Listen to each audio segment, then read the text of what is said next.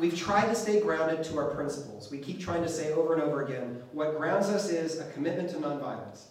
On this, we are totally, firmly unshakable, and we will not budge. Peacemaking.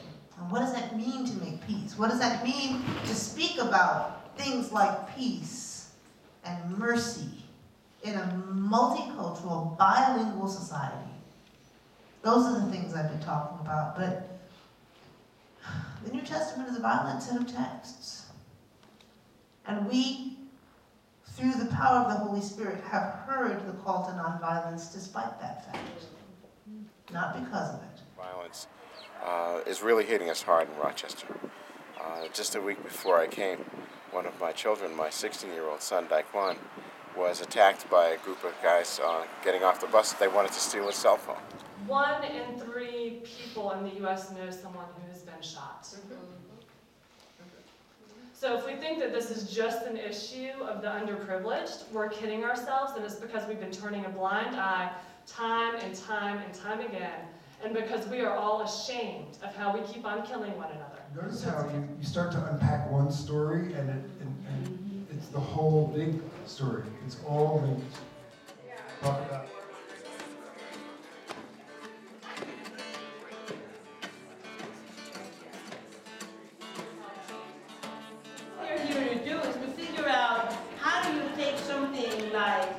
Be a peace church in the midst of imperialism and empire, then we have to figure out how much of that empire actually lives in us. The third or fourth time that I've heard her speak, and every time I walk away completely changed person. You know, I feel like every time I'm about to be changed again forever. I'm going to give you 5 minutes. See if you can come up with a definition of racism. A system of privilege based on perceived phenotype. An ideology of superiority. For in the same way they persecuted the prophets who were before you. What is this text about? You have 10 minutes.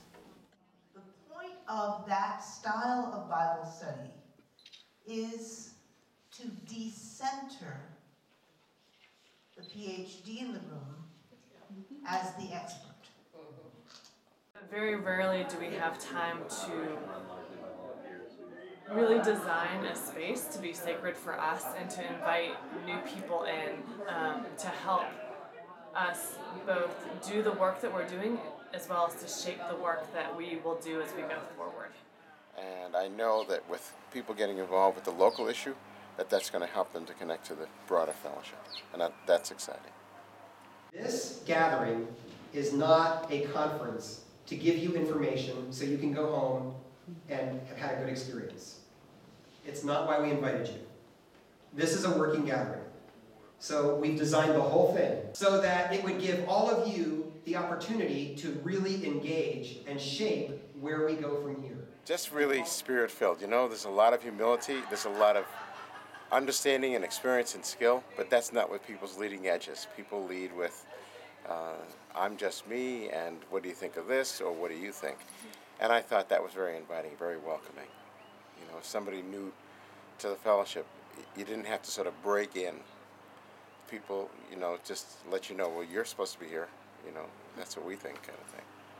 That was good. I can't guess what it'll look like 2 years from now or 5 years from now, but I know this.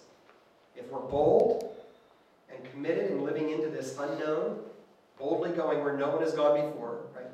And if we hold each other together and hold each other accountable and love on each other in the process, something beautiful is going to happen.